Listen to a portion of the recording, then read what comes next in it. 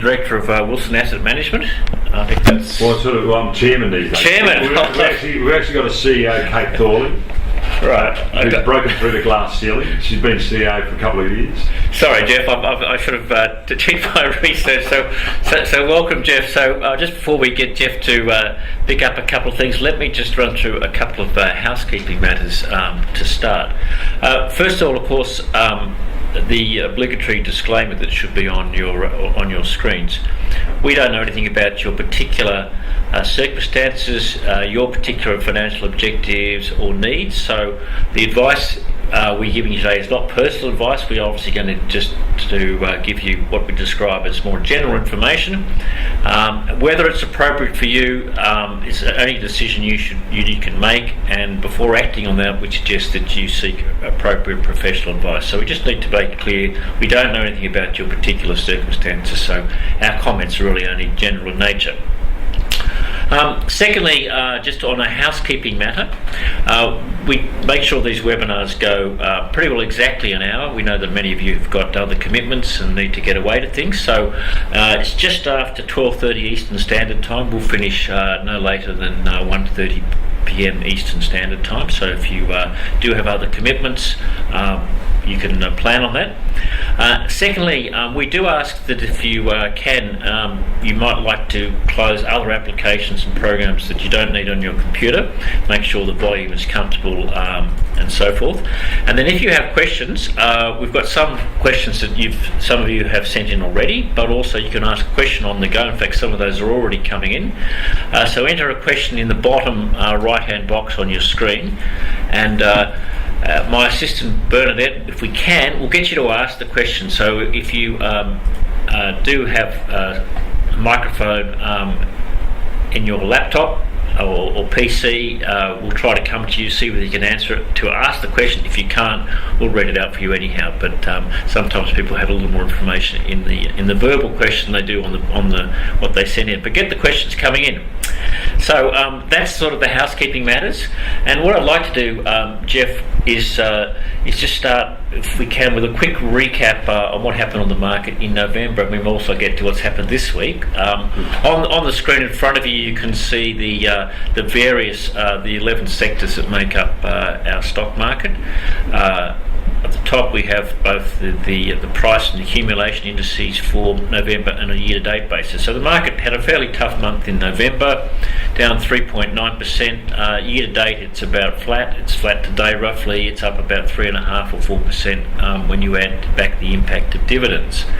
And I think the standout, obviously, we had some major moves in oil prices, which hit the energy sector, continuing falls in iron ore prices that hit the material sector, and on the other side of the fence, the healthcare sector was pretty well the only sector that was up, and is up 17.8%. So, Geoff, what are your observations around November, and particularly the first week of December? I mean, a tough month, and I mean, the interesting thing is we spend a lot of time going and seeing companies, and we get a pretty good feeling of how the economy is performing.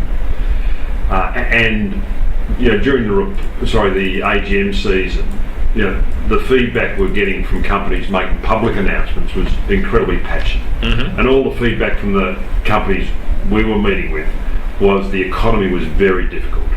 And it was interesting. It's only been the last few days. I mean, the various numbers have come out, the GDP figure showing that things have been difficult over the last little period, and also the other figure in terms of expenditure. We might have had a slight sort of 2 negative quarters in expenditure. So we've been seeing the fact that the last probably 3 to 4 months, as we were hoping the Australian economy had started to pick up, even though accepting the mining things were going to be difficult, and that's even putting aside the recent fall in oil price.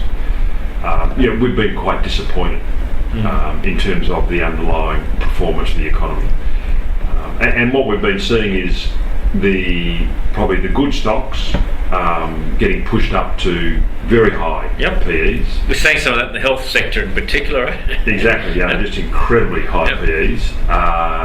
and then the other stocks, just being unloved. And I know at some point in time we'll talk about my view on the market for the next 12 months, but it's sort of reflecting a tough, probably first quarter, first half in terms of the Australian economy.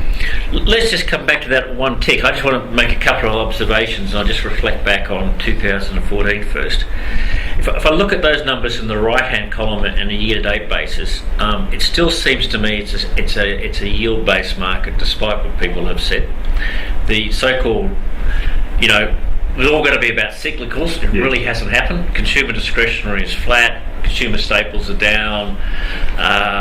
We're really not seeing a lot of industrial companies firing. They're doing a little better, but the so-called cyclicals never really happened. Apart from health, which I think partly got a flow on from Medibank and people realising that that's actually a sector that has its own unique characteristics, both demographics but also a relationship with the US dollar. It's still the so-called yield-based sectors, telcos, which is largely Telstra, property trust, the financials have done well despite the talk, and utilities. And, to me, as I think about 2014, I think that's still going to be part of the story. But you're a bit closer than me. Let's move on to, 2015. Yes. Let's move on to your thoughts for what's coming up. And look, I totally agree. Each year the Australian runs a little competition, and I'm one of the people they put their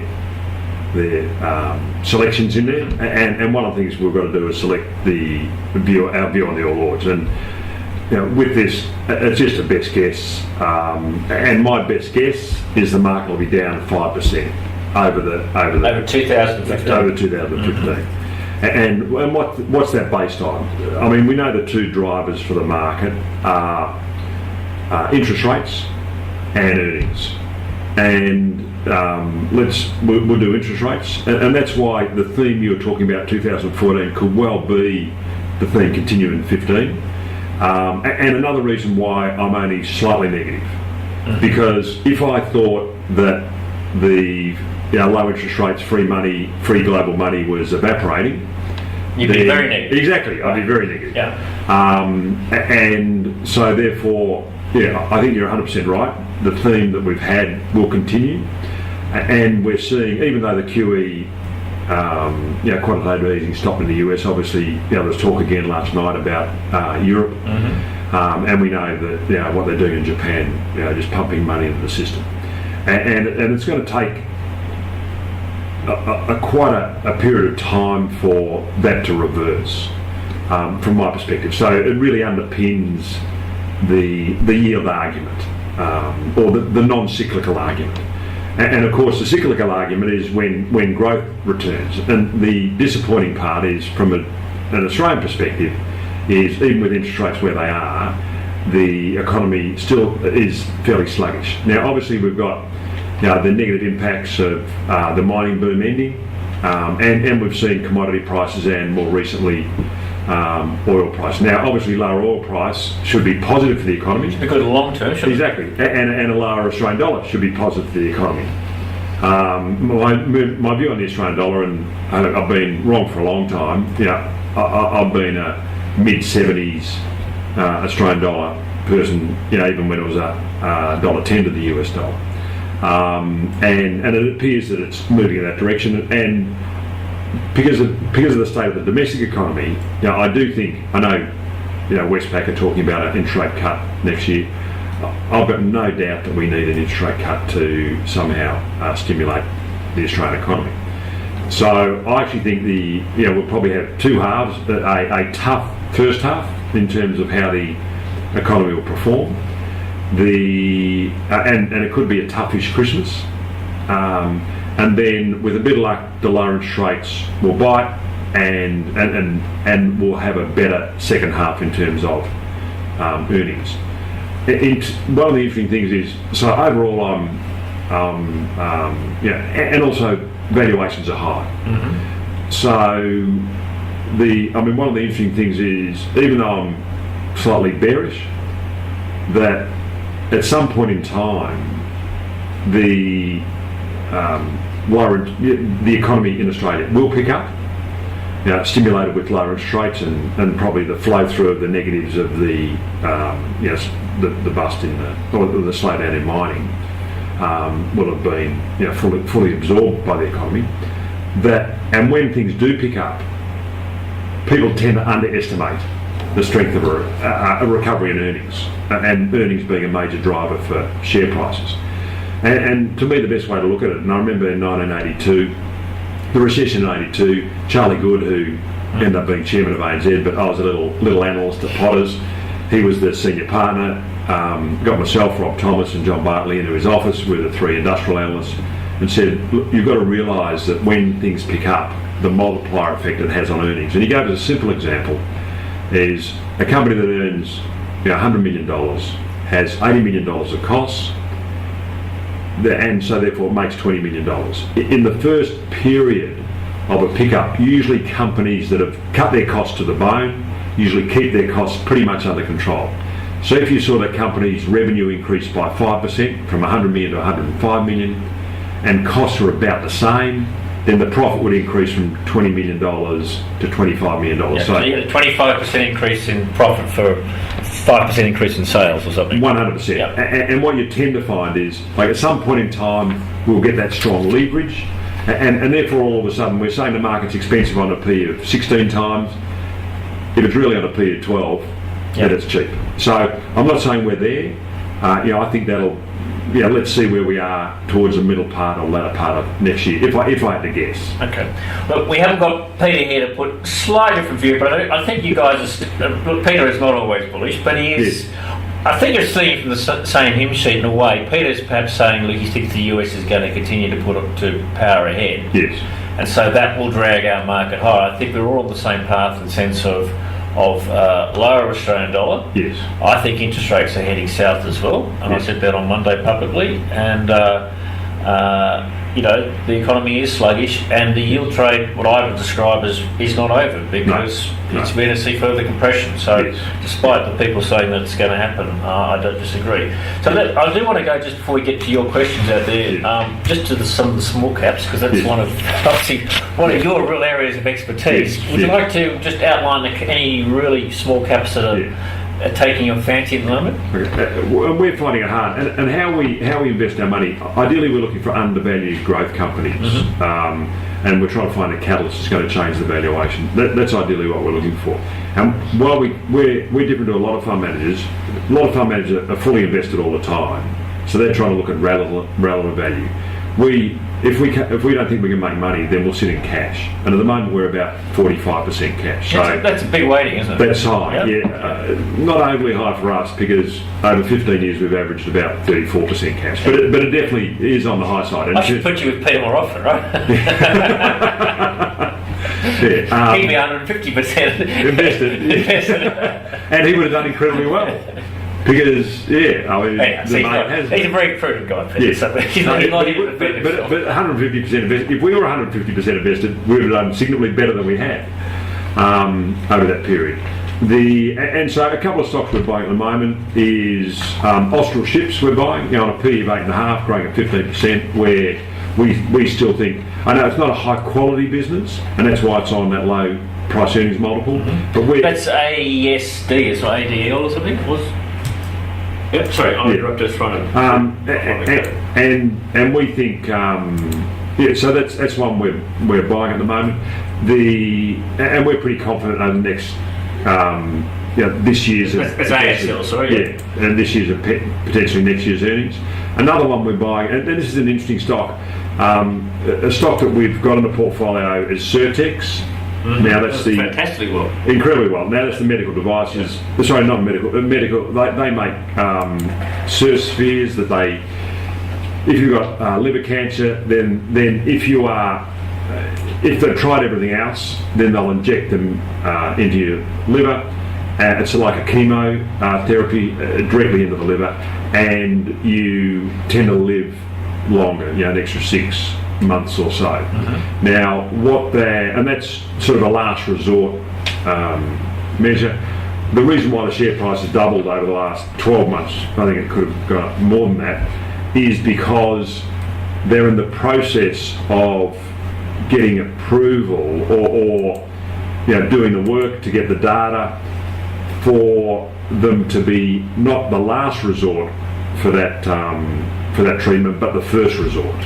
So Certex is now about $28.39. You think there's still more upside? That's what you're saying? Well, I suppose we do own it, and so you're declaring an interest, which is fine. But in February, March, the shares we own ourselves, we're probably more likely to sell it because it's had a bigger. And in February, March, they're going to come out and with the data, and it'll either stay where it is, and so it's probably only worth $10 to $13, because it'll probably overcorrect.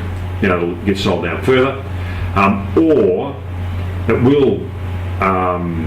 will be a first line of liver cancer sort of treatment, and then the share price could be $60, $80, $100. So it's in the high risk category. It is, but it's a good company. Well, but in terms of how we're playing that as well is like ourselves, a listed investment company. There's a listed investment company called Hunter Hall Global. That's not the management company, Hunter Hall International. It's Hunter Hall Global, HHV, and that's trading at about a 10 to 12% discount to its assets. And we like buying things at a discount to its assets. But that owns 20% of Certex. So it's sort of nearly a lower risk play on Certex. So we'll more likely sell out of Certex, but we'll hold our position in Hunter Hall Global. Right. And they've got a dividend policy, and it's also a play on the Australian dollar. Okay. Because a significant portion of their earnings, a significant portion of Hunter Hall's portfolio are offshore companies. Okay, so there's a couple of stocks. Look, I've just been told, Geoff, your webcam is offline, so we'll try to get that back. If you can't see, if you're looking at my ugly face and you're looking for a more handsome face, we'll try. Hey, we're both probably equal. I've got less hair. I've got less hair on my head than Paul. Okay. Just imagine Paul with a few less hairs. We're going to move on and get to some questions. We've got a lot of come in, Geoff, so we're going to go for a couple of written ones first. Look, the first one is about oil prices. Can you see this, Geoff? No, but that's all right. I can hear you clearly. Okay. First one's about oil price. So, look, it was touched on by Marty on Monday's show, and the impact, will it have any impact on the dividends of Woodside, BHP and Santos and others? Yes. So let's talk about oil prices. Views on that. What do you think the impact for our companies here is? I find it really hard. We tend to focus on investing in mid and small cap industrial companies because I find it hard enough to work out what an industrial company is going to earn, let alone superimpose on that a view on commodity prices, whether it's copper, oil, or the like.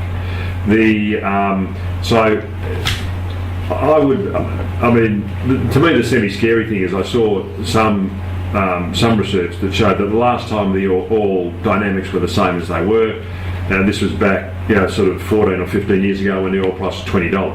Now, I'm not saying the oil price is going to $20. All I am is guessing in terms of, where the dynamics, where the oil price is going. In terms of companies, obviously, when a commodity falls significantly, it's going to have a sizable impact on those companies. And again, unfortunately, it's a leverage play. Yep. So both ways. They've all got fixed cost bases. When the commodity falls by 10%, then the earnings of the company is going to fall by a multiple of that. I haven't got a strong view on any of them. Santos, Woodside. I haven't got a strong view. If you're taking a say 5 to 10 year view, then I would tend to be a net buyer because I think in these times when people get nervous, you mightn't pick the bottom, but in theory you want to be a net buyer over that period. I think 5 to 10 year view, Woodside, BHP looked like pretty good value. Yeah. Santos maybe. I think I'd be again my guess is that the oil price will go lower, so I don't think we'll see the end of this. If I wouldn't be, lining up the truckload just yet, I'd be a little more careful about a company like Santos because I think the market pressure for some sort of capital raise will build, and that's the risk you run with a company like that, where debt's a little high, and these things can become a little bit self-fulfilling. The market says they're going to need to raise capital. The market beats up their share price. Eventually, they raise capital. That's what happens. So, I haven't gone into the market. I think Woodside and BHP, will they reduce dividends? No, I think they're probably all right in the short term. But obviously, if it continues, there might be a little bit of pressure. But look, I think it's nibble territory. Take a 5 to 10 year view. Look good back. It's just the bottom of the market. I guess it's probably not at the moment for these companies. Would be the way I'd answer that. Let's go to another one. We're going to try some questions from outside. We've got one from Chris. And we're just going to see if we can... Chris Copeland, are you there? Yes, can you hear me? Yes, loud and clear. Go ahead. Yeah, fire away, Chris. Hello? Yeah, we can hear you. Hello? We can hear you, Chris, but it doesn't sound like anyone else can hear you, so I'll ask the question for you. The question from Chris is, I've watched my holding in BCI and evaporate. Is there a silver lining? So BCI was around one stage $5 or $6 down to $3. It's down about 50 cents. What's your view on some of these iron ore, second growth tier iron ore companies? Tough business. Again, what you've got, the risk with all mining companies are, one of the important things you've got to look at is their balance sheets and whether they've got debt. The interesting thing is, and I know I'm changing the subject slightly and I'll get back to it, is this morning we saw Mount Gibson come back on. The shares have been in suspense since their seawall, which collapsed and flooded their mine in Western Australia, and they've come back on this morning and they've dropped significantly. But the lucky thing about Mount Gibson is it has cash. It has 400 million of cash. Now, if it costs them 100 million to rebuild the seawall, and maybe they'll decide to do that. They may decide that it's not worth it, but they're not going to go under. And I've seen with mining companies, Gympie Coal Mine had back. I think it was around this time of year. It was just before Christmas, probably 10 to 12 years ago. Unfortunately, we're a shareholder in the convertible note. We've been trying to sell it, but we're a bit. We're trying to be a bit picky on price, and they had a fire in their underground mine. They only had one mine, and they went under. Companies and Clutha Coal. I remember when their longwall fell in, and they went under as well because they had debt.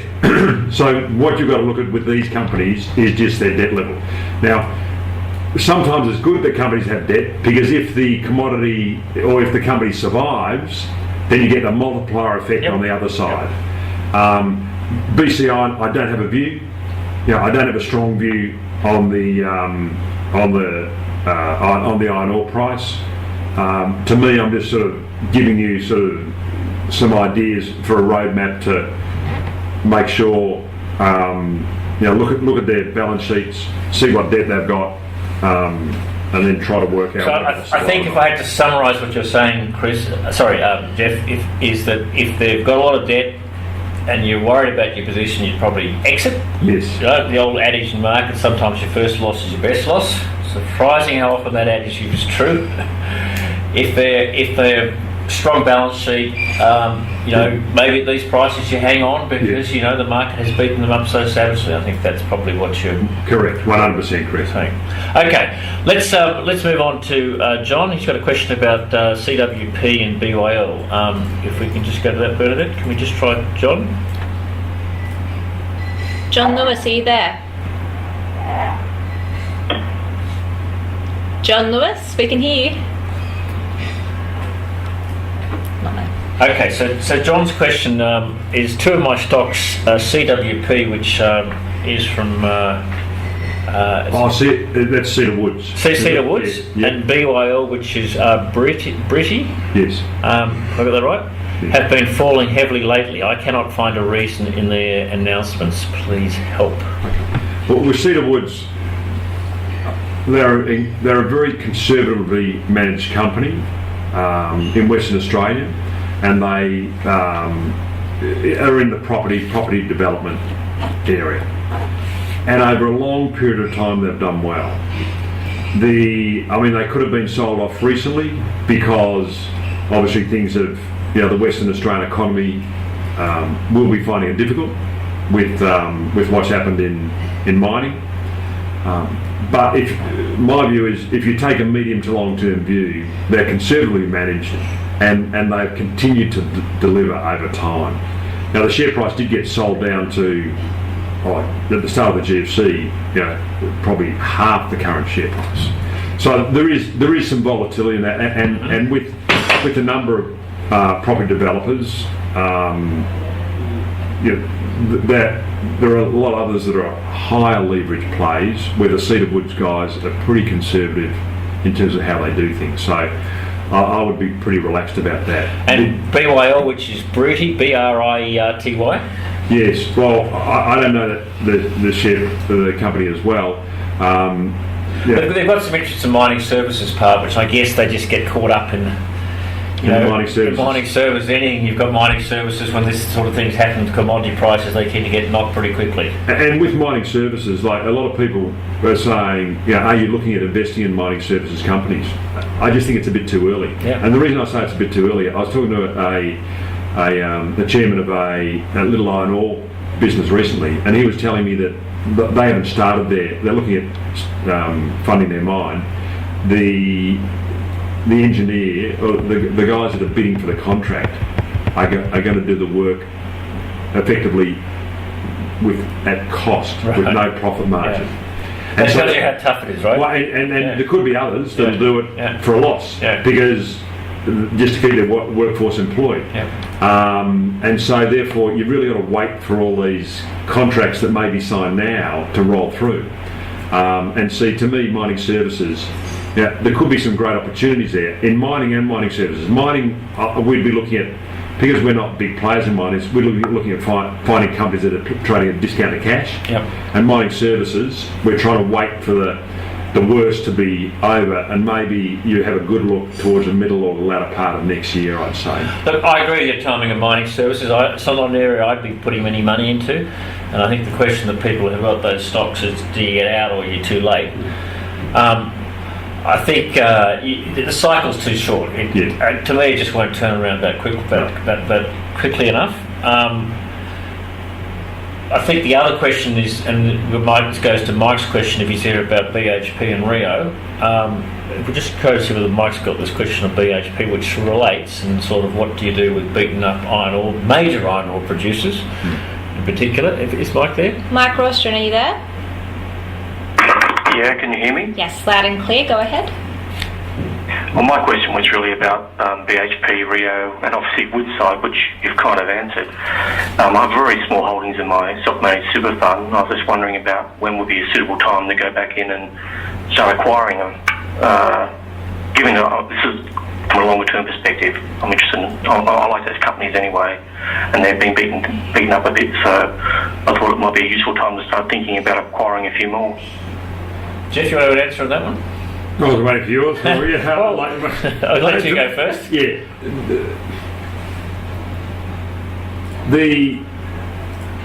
I suppose with companies like that, and because you're taking a long-term view, and you sound quite young by your voice, to me, you should be a net buyer. In theory, if you invest against the trend, then you'll do well. And that's sort of being a counter-cyclical investor. Now, hey, it may be a little bit early, but if you want to be buying when everyone is selling, and you want to be selling when everyone's buying, and everyone's pretty negative about that sector at the moment, so it could fall further, but you probably want to start buying.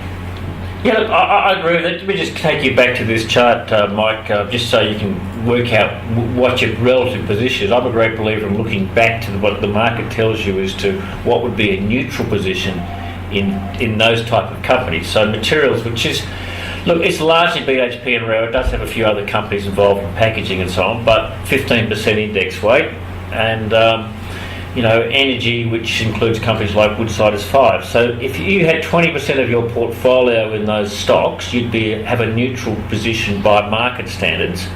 So if you're only 5 or 10%, you've got lots of room to expand. So are you going to be able to pick the bottoms? Probably not. If it was me, and I'd probably be starting to nibble away. If I had a position, which I do, I just think I might get some more weakness. So you just got to reflect a little bit about where you start from, I think, and that's the way I'd look at it. Look, those 3 companies are going to survive, come what may happens to resource prices. So, it'd be interesting. I think, one of the telltale signs is when BHP and Rio actually start to say this production glut they're on is madness, right? If they got together with the Valet and said, they can't do this, of course, it'd be against the law, but if they got together and thought about why are we increasing production so much, maybe things would improve. So it's really a production issue. They're all just bringing so much on tap. Okay, let's go to John. I know Mike, he's got a question about SMS management, ASX code SMX, and you're probably a company you know a bit more about than I do. Geoff, do you know what the future there is? And he says, what is your view on SMS management for the future now the long-term CEO is retiring? Yeah, to me, well, first of all, I haven't looked at the company recently. I do know, and a lot of times when we buy into a company, we look to find a catalyst that's going to change the valuation of the company. And that CEO at SMX had just done, he has done an incredible job over a long period of time in terms of performing for the company and creating wealth. So you'd assume that if he was good enough to do that, there is risk because he's passing the baton over, but you'd assume that he would have picked someone that is good enough. I'm not sure how many shares he owns himself, the previous CEO, but I'd keep a close eye on his shareholding because a lot of times that will tell you a lot. I don't have a strong view on the company. I know it has done exceptionally well, and there has to be a little bit more risk with a new man in passing the baton to a new CEO. Okay, thanks, Geoff. If you can't any question about who you're listening to, that is Geoff Wilson, the voice of Geoff Wilson. The face you're probably looking at is Paul Rickard. So he is coming. My face is coming because whatever this is, it's up to 70%. I think in another 30%, my face is coming back. Okay, I want to move to a couple more written questions we have, and we'll try to cover all these. Let me just deal with this one quickly. It's from Kusai in Sydney about the best way to buy $10,000 in US dollars at a good rate. Get a lot of these sort of questions. There are 2 easy ways to invest in US dollars. One is you can open a US dollar bank account at pretty well every major bank. Now they'll cost you some money. So each of the major banks has what's called a US dollar bank account, as do banks like Citibank or HSBC. There may be a fee to open the accounts because there's no interest rate, and you've got to look at the exchange rate. So you can walk in there, open a US dollar account, and they'll give you convert your Australian dollars for it. That's one way to do it. A little bit expensive, but gives you the cash. And go to your bank and shop around because there'll be different exchange rates and also potentially different fees. Citibank and HSBC and some of the foreign banks may offer a better product. The other way to do it is if you want to just invest in the US dollar, the easiest way to do it is to buy the ETF from Beta Shares. The stock code on that is USD, standing for US dollar. That follows the US dollar synthetically, but has a very good tracking and is a pretty low cost way to get in and out. So you can do that for your broker. The ETF is called USD, standing for US dollar. That's the way I would do it if you wanted to take a bet and say the US dollar is going to the Aussie is going to fall to say 75 cents. That might be a more cost-effective way to do it. The real way to do it is just to get US dollars in cash, and you can do that with any of the major banks or Citibank or HSBC and most of the other foreign banks. That's the way I would do it, so we get a lot of those questions. So I'm going to move on now back to Sharon. Sharon's got a question about Billabong, so if we can just see if we can try Sharon. Sharon Hurst, are you there?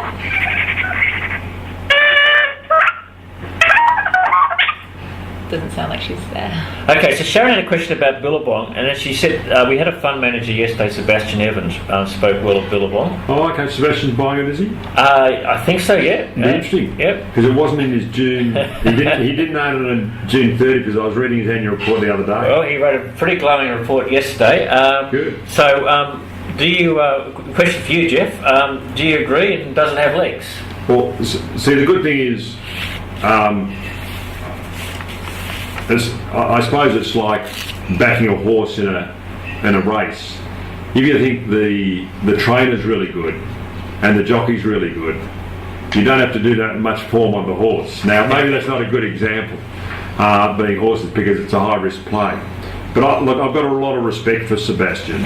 I haven't got a strong view on it. We don't own it. Like, if we thought it was a late Amazette, we would own it. But he's obviously done his work. And the interesting thing is, as fund managers, when you look at companies, everyone sees something different. Yeah. And Sebastian's done very well in terms of the money he's been managing as a fund manager, and he's got a listed investment company that he does that through as well. So I would be, if you wanted to buy some shares, I'd buy them on his recommendation. Okay, I think you've answered that. Okay, so we're going to move to a question from Mark. He doesn't have a microphone. He's talking about TPG, which is of course the telco.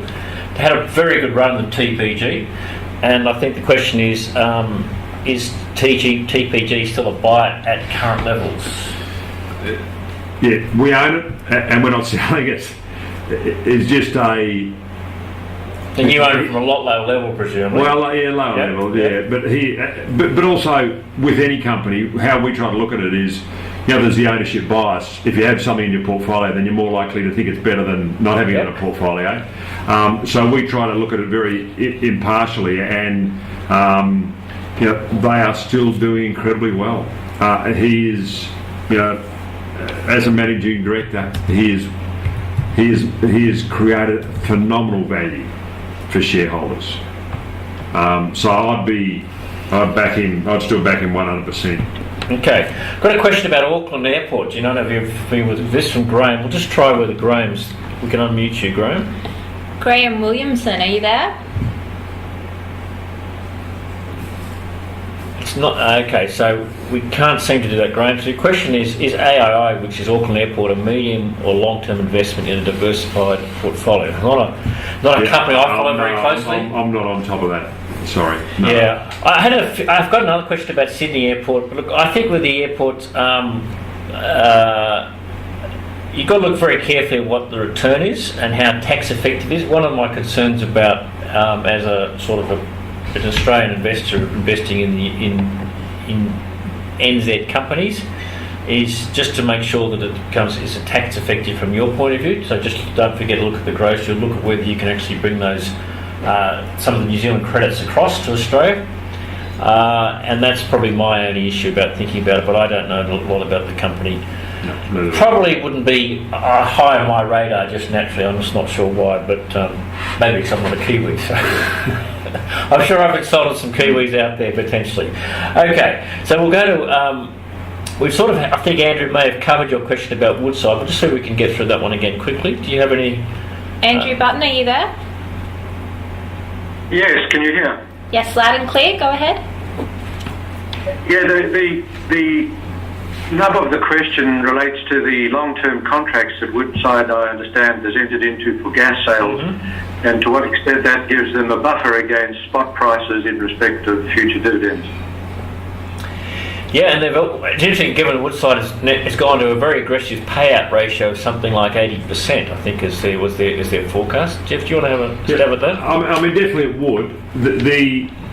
With all these, I suppose how the market looks at these companies is, they give them credit for doing that, but also if the current price is significantly lower than the contract price, then the market factors in that when that rolls off, then their new contract prices are going to be done at a significantly lower level.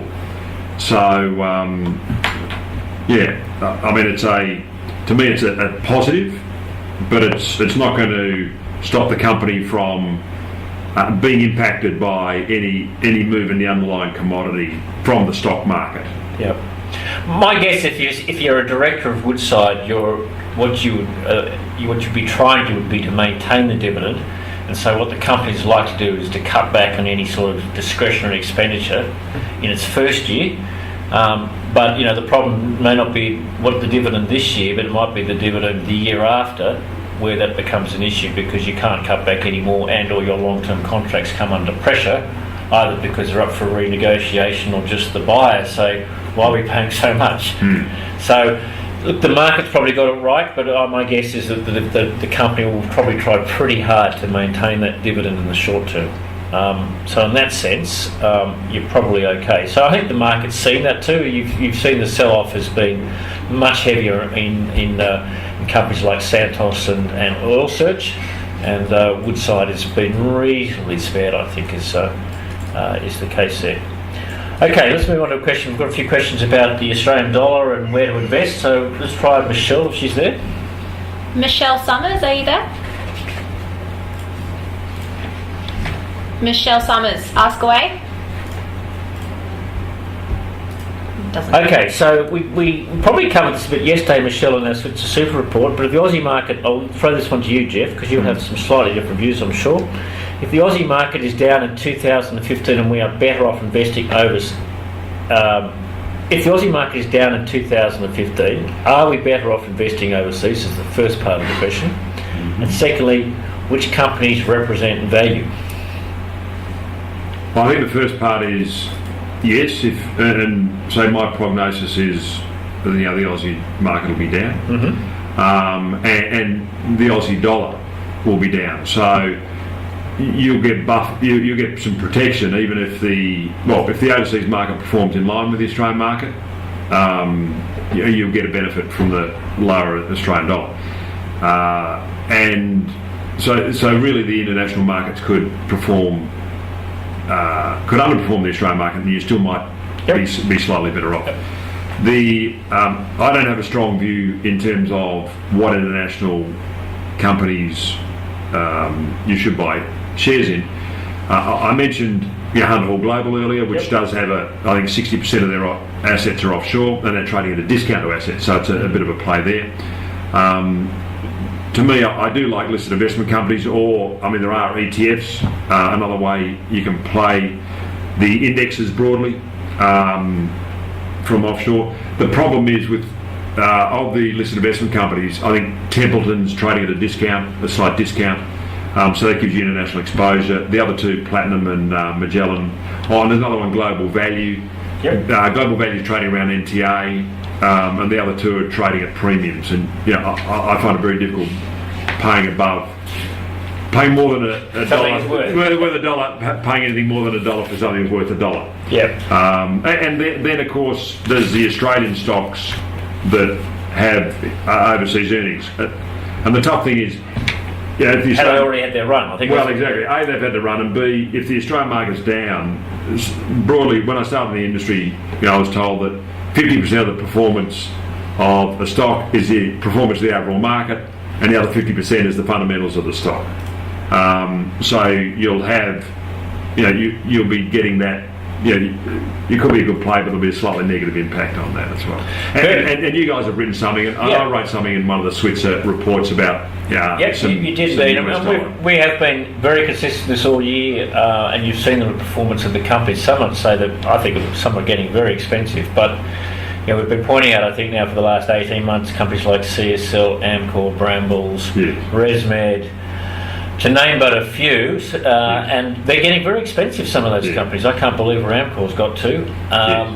And that's, so to orient your portfolio towards those companies that either have most of their earnings offshore, or alternatively and/or report in US dollars. So the question now, I think, is whether they've gone too far a little bit. So, but you can still make some changes there.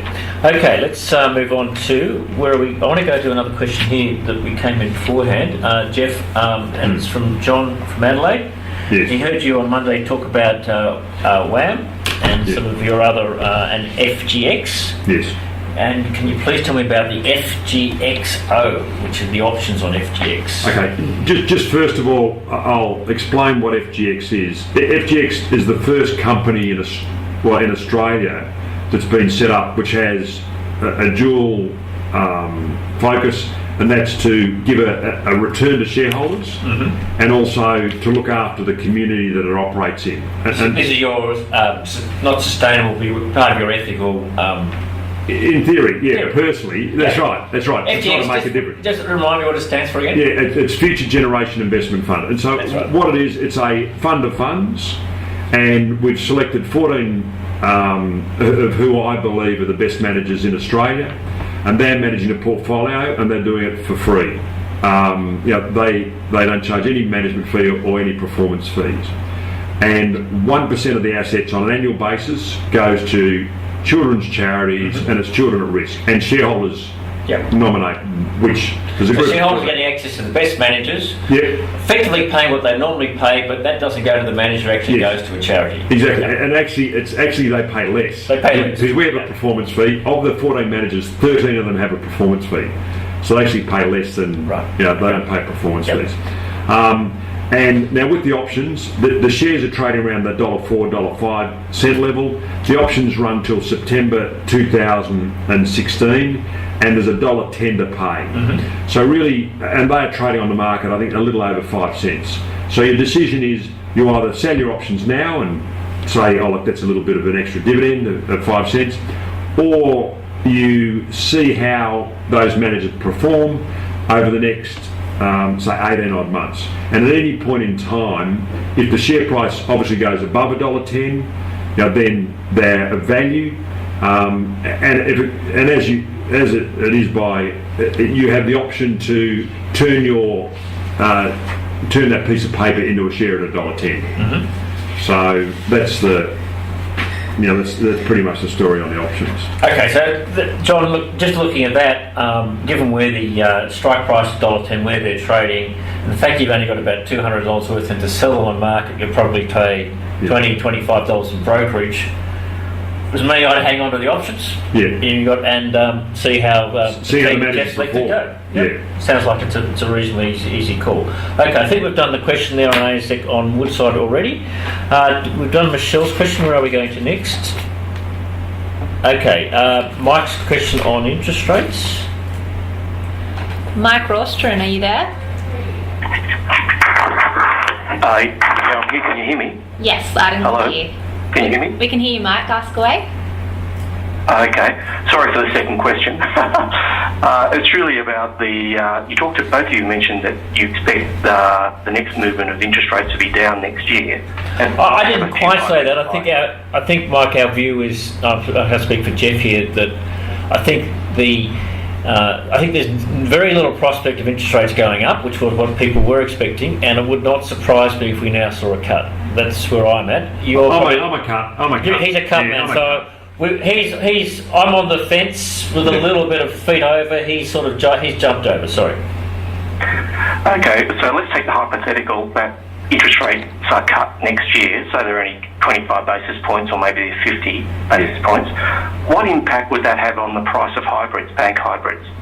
My gut feeling is I imagine they would fall in value because there'd be some arbitrage between what they pay as against what investing in the banks through dividends would pay. Is that right? Or it should probably be more likely to be good for bank hybrids. Now, bank hybrids, of course, are a spread-based product, so they're all floating. So the rate is obviously set over the bank bill rate, and what impacts their price is that spread or that margin to the underlying benchmark, and that's effectively what changes the capital price of a bank hybrid. Now, the reason that hybrids have fallen in price over the last 3 months is the sort of three things that have occurred. One is there was a whole lot of supply occurred in one go. That was when the Commonwealth Bank hit it with a pearls issue followed by a challenger.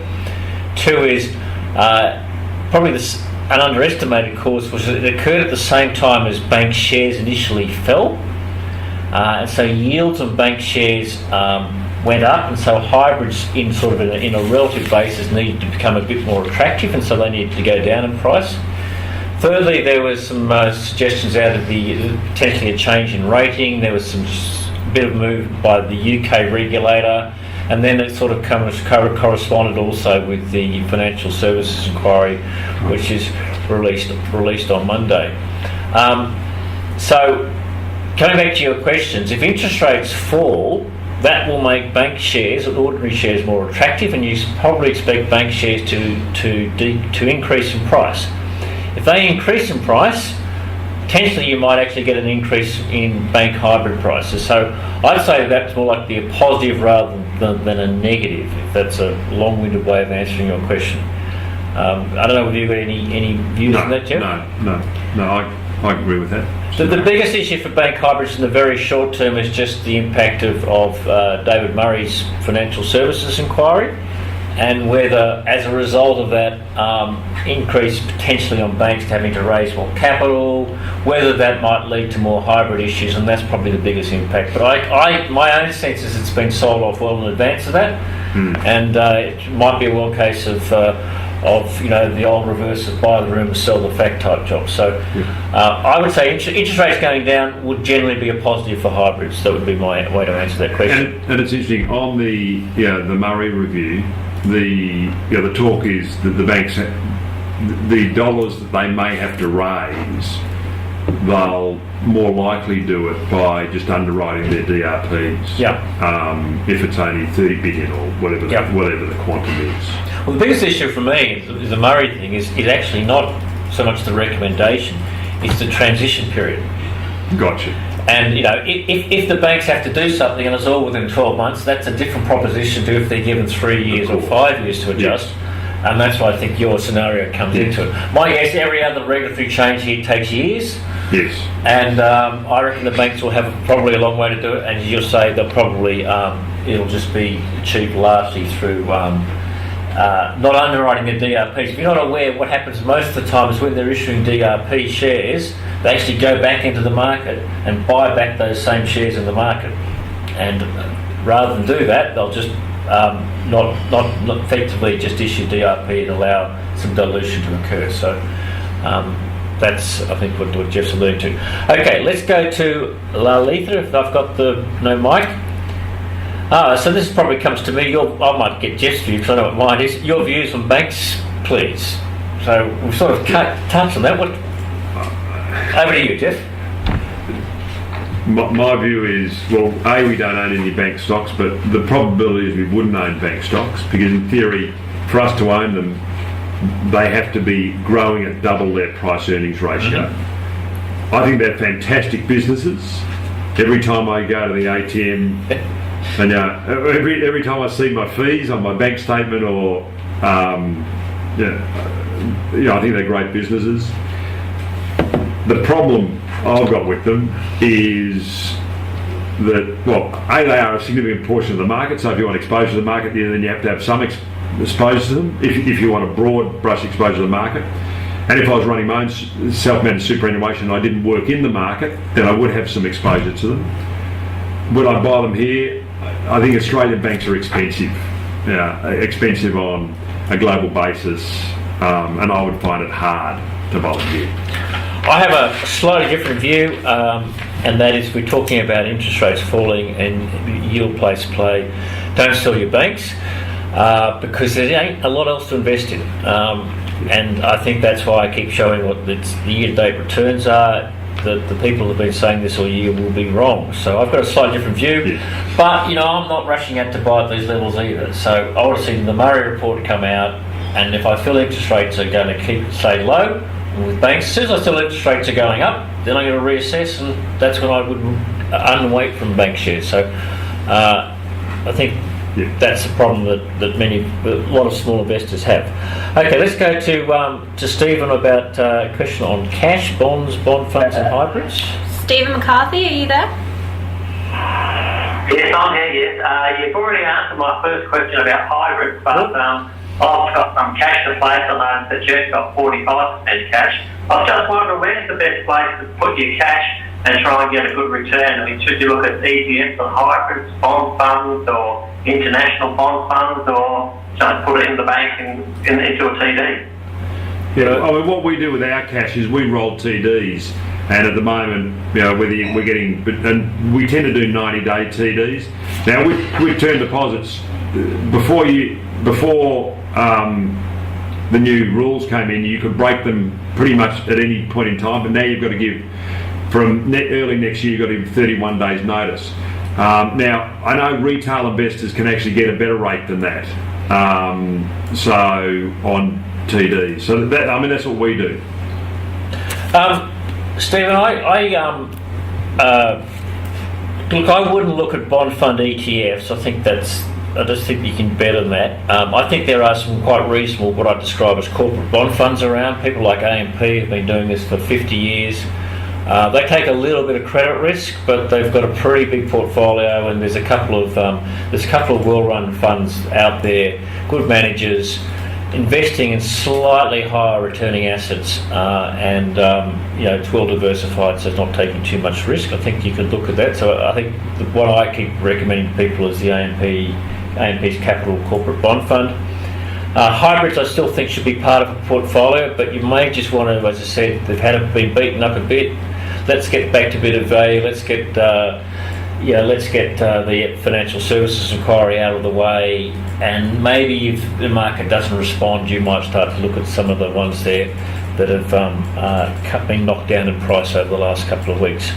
And there's nothing going wrong. You don't go broke getting your money in a term deposit. You won't lose it, and sometimes 2 or 3% return is not to be sneezed at. So, but spread your risk, and I think with that sort of be a little bit diversified. Okay, David's got a question on JB Hi-Fi. David Endian, are you there? Yes. Yeah, ask away. Can you hear me? Loud and clear. Can you hear me? Yes, David. We can hear you. My question is for Geoff. Yeah. And the question is view on JB Hi-Fi. Mm-hmm. The price of the share has been going down over the last 3, 4, 5 months. And would you advise selling them or holding them? Because it's a good company. Yes. To me, retail business is a very difficult business. And if you want exposure to retailers, the best time is when they're in their growth phase and their rollout phase in Australia, when they're going from, say, 50 to 100 stores to 250 stores. And that was JB Hi-Fi soon after it floated. The interesting thing is that if you look at the statistics on retail sales that came out the other day, electronics was very strong. So you'd assume, even though the share price might be coming under a bit of pressure, the JB Hi-Fi, that the space they're in should be doing reasonably well. We don't own it at the moment.